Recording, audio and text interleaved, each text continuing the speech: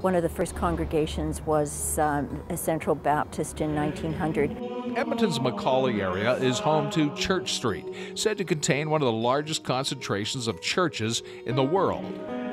96th Street has about a dozen churches, and then the surrounding, for instance, this church here and a few others would probably add another 10 or 12 depending on how far out you're going, so about 24 churches altogether in the area.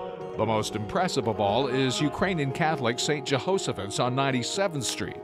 This church was designed and built over a long period of time from 39 to 47. It was a fundraising challenge during the War and Depression.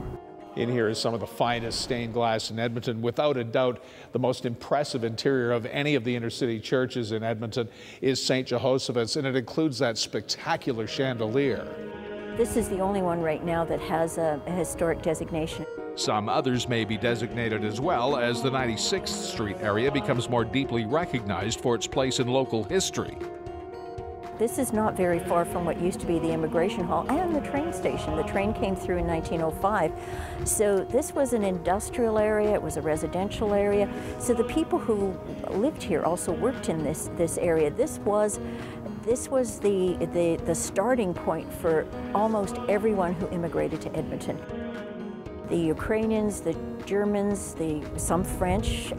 There was the Dutch. There's a big Dutch Reform group in this area, and then later on, of course, it's First Nations and Vietnamese and Chinese and all of the newer ethnic groups. So now the Friends of Church Street organization works toward designation and protection from urban renewal. Well, the oldest one left standing right now is what used to be the French Catholic Church, the Immaculate Conception.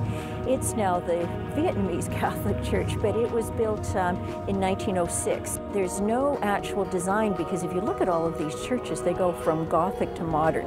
And that's really the exciting part of it, is that you have this mix of architecture. The Church Street plan is still to come, but as Shirley Lowe says, has considerable historic merit. This could be a really good tourist item. It could also be something that adds real vigor and energy to the community itself. Go to friendsofchurchstreet.com for more. I'm Tim Dancy.